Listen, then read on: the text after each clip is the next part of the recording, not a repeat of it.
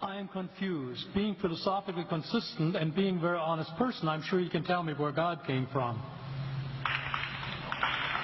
And in addition, once you've told me where God comes from, please try to clarify how you can figure that a spiritual force can have an impact on a material universe to create it. I think that some years ago we already talked about that kind of thing in philosophical circles at any rate, by posing the question, if angels are made of spiritual matter and a pen is made of material matter and spiritual matter displaces no space, how many angels can dance on the tip of a pen? I have a sense of sort of reversal experience here, but please do, go ahead. You've got 5 minutes.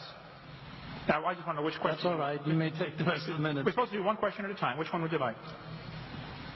That was part of the format for the debate. So which I want you to fill in the story of the rest of the beginning of the universe.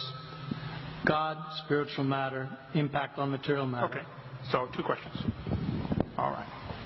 Go ahead. All right, your question, where did God come from, assumes that you're thinking of the wrong, obviously it displays that you're thinking of the wrong God, because the God of the Bible is not affected by time, space, or matter. If he's affected by time, space, or matter, he's not God.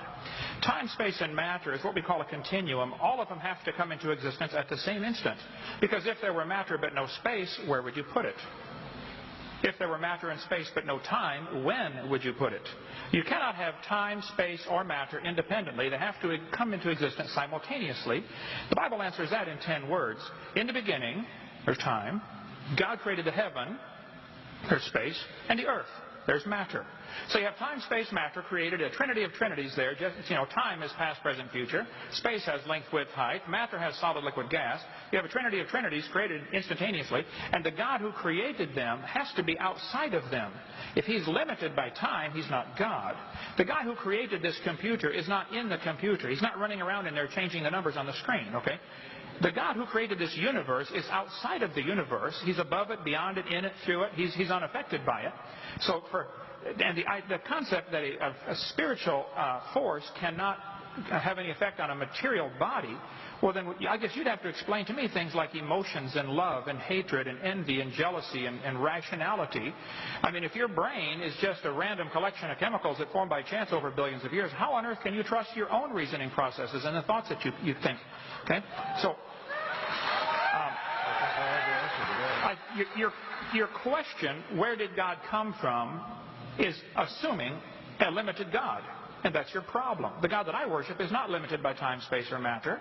If I could fit the infinite God in my 3-pound brain, he would not be worth worshiping, that's for certain. So that's the God that I worship. Thank you.